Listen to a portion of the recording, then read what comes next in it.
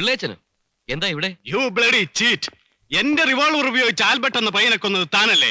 അതെ, ഞാനാ കൊന്നത്. എന്താ? Francis, I will put you behind the bars. Hey, പരാക്രമമൊന്നും കാണിക്കാതെ ആദ്യം ഉണ്ടായ കാര്യം സാവകാശം ഒന്ന് കേൾക്കും. എന്നിട്ട് മതി അറസ്റ്റും കോപ്പും ഒക്കെ. ഭരതൻ മേനോന് ഞാൻ പണം കൊടുക്കാമെന്ന് പറഞ്ഞ് അവസാനത്തെ ദിവസവും കഴിഞ്ഞ് ആകെ ഹെൽപ്ലെസ് ആയിട്ട് നിൽക്കുമ്പോഴാ തന്റെ ഫോൺ വരുന്നു. എന്റെ അനിയനും പിള്ളേരും കൂടി മേനോന്റെ മോളെ റേപ്പ് ചെയ്തെന്നും ഞാൻ ഉടനെ വരണമെന്നും പറഞ്ഞു. നേരെ ഞാൻ തന്റെ വീട്ടിലെത്തി.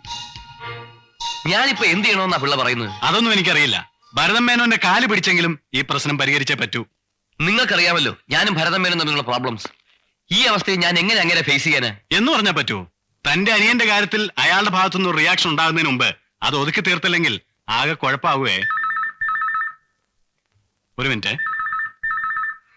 റേപ്പ് കേസിൽ നിന്നും പിള്ളേരെ രക്ഷപ്പെടുത്തുന്ന കാര്യത്തെ പറ്റിയൊന്നുമല്ല ഞാൻ ചിന്തിച്ചത്. ഭരതൻ മേനോനെ ഒതുക്കാൻ ഇതിലും നല്ലൊരു ചാൻസ് ഇനി കിട്ടില്ലെന്ന് എനിക്കറിയാമായിരുന്നു. എത്രയും വേഗം ആൽബർട്ടിനെ കയ്യിൽ കിട്ടുക, അതായിരുന്നു എന്റെ ലക്ഷ്യം.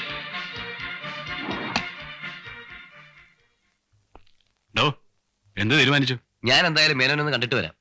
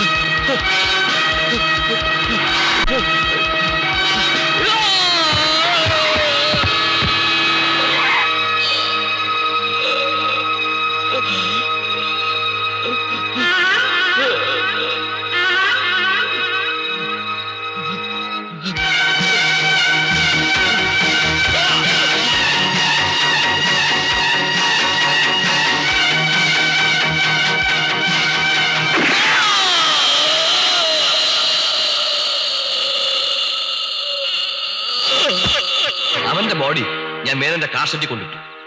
മേനോനെ അറസ്റ്റ് ചെയ്യുകയായിരുന്നില്ല എന്റെ ഉദ്ദേശം. അയാളെ ബ്ലാക്ക്മെയിൽ ചെയ്യും.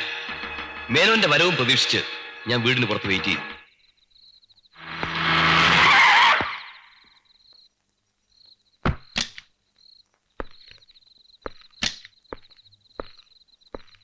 എന്താ മേനോ സാറേ ഇത്? അല്ല, അത് സാരമില്ല, ഞാൻ ഒന്നും കണ്ടിട്ടില്ല. മകളുടെ ലവറാണല്ലേ. സാറിന്റെ സ്ഥാനത്ത് ഞാനാണെങ്കിലും ഇതേ ചെയ്യൂ. ഫ്രാൻസിസ്, എനിക്കൊന്നും അറിയില്ല. പേടിക്കണ്ട, ഞാൻ വഴി ഒരു കുഞ്ഞും ഇതറിയാൻ പോകുന്നില്ല. സാറൊരു കാര്യം ചെയ്യണം, ഈ ബോഡി എവിടെയെങ്കിലും കൊണ്ടുപോയി താഴ്ത്താൻ നോക്കണം. അതിന് വേണ്ട വല്ല ഏർപ്പാട് വേണമെങ്കിൽ ഞാൻ ചെയ്തുതരാം. പിന്നെ എന്റെ പണത്തിന്റെ കാര്യത്തിൽ സാർ 2-3 മാസം സമയം കൂടി തന്നേ പറ്റൂ. ഞാൻ അതിനാ വന്നത്. അല്ല, ഈ കാര്യം ഞാൻ ആരുടെ പറയാൻ പോകുന്നില്ല.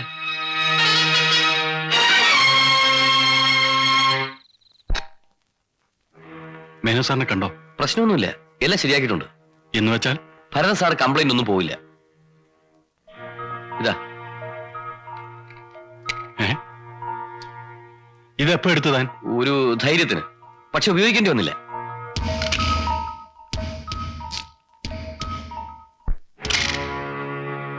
എന്താ ഇപ്പൊ വിശ്വാസമായില്ലേ? അന്ന് താൻ എന്നെ വിശ്വസിച്ചു. അവിടെയാണ് പിള്ളേച്ചാ തനിക്ക് അബദ്ധം പറ്റിയത്. തോക്ക് വാങ്ങി ബുള്ളറ്റിന്റെ എണ്ണം നോക്കുമ്പോ നിങ്ങൾ അറിഞ്ഞിരുന്നില്ല അതിലൊരു ബുള്ളറ്റിന്റെ കവർ മാത്രമേ ഉണ്ടായിരുന്നുള്ളൂ, അതിനകത്ത് ഷെല്ലില്ല എന്ന്. ഇനിയുള്ളത് പോലീസ് സ്റ്റേഷൻ പറയാം. പിള്ളേച്ചോ, പോലീസിന് എന്നെ ഒരു ചുക്കും ചെയ്യാൻ കഴിയില്ല.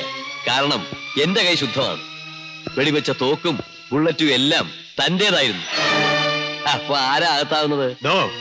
ഞാനൊരു അഡ്വക്കേറ്റ് ആണ്. തനിക്കെതിരായ തെളിവുകൾ എവിടെ എങ്ങനെ നൽകണമെന്ന് എനിക്കറിയാം. അതിന് താൻ ജീവനോടെ വെളിയിൽ പോയാലല്ലേ? ഇതാ കണ്ടോ, ഈ അവസ്ഥയിലായിരിക്കും താൻ ഇവിടുന്ന് പോകുന്നത്. You dirty bastard, I will kill you.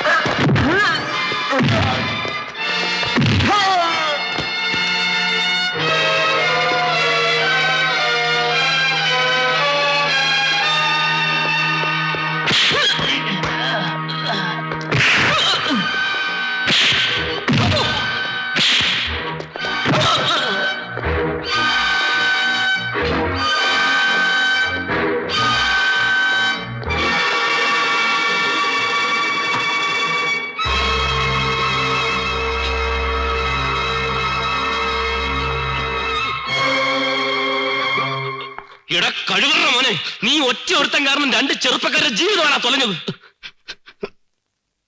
ഞാനല്ല ഇതൊന്നും ചെയ്തു. പിന്നെ ആരാ? ഫ്രാൻസിസ്. ഫ്രാൻസിസോ?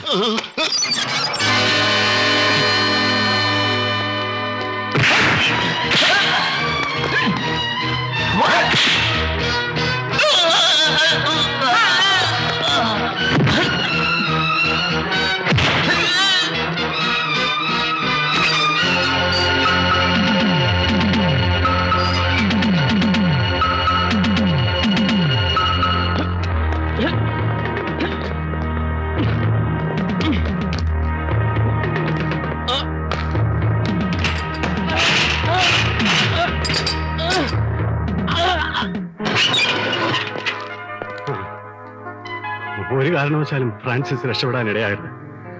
എത്രയും വേഗം പോലീസുമായി ഞാൻ വന്നോളാം.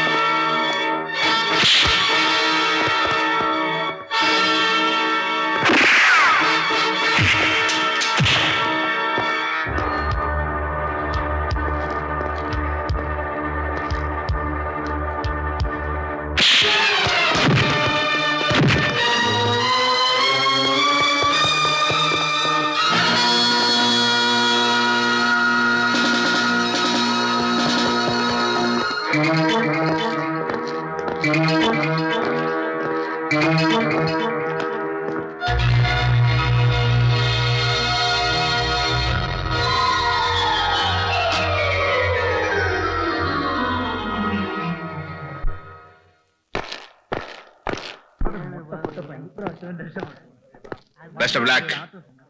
വരട്ടെ. See you.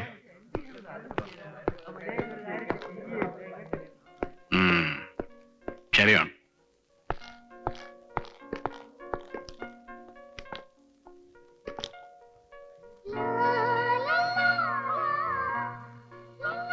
റോയ്, ഇനി എന്താ നമ്മുടെ പരിപാടി? വേണ്ട, നമ്മുടെ എന്ന ബഹുവചനമൊന്നും വേണ്ട. അന്ന് നീ ജയിലിൽ വെച്ച് പറഞ്ഞതുപോലെ എനിക്ക് എന്റെ വഴി, നിനക്ക് നിന്റെ വഴി. നീ ഇടത്തോട്ടാണെങ്കിൽ ഞാൻ വലത്തോട്ട്, തിരിച്ചാണെങ്കിൽ അങ്ങനെ. നമ്മൾ തമ്മിൽ ഇനി ഒന്നിച്ചിരുന്നാൽ ശരിയാവത്തില്ല. ദാ, നമുക്ക് ഇവിടെ വെച്ച് പിരിയാം. ഇനി ഏത് വഴിക്കാണെങ്കിലും നിന്നോടൊപ്പം ഒരാളുണ്ടല്ലോ. Good luck.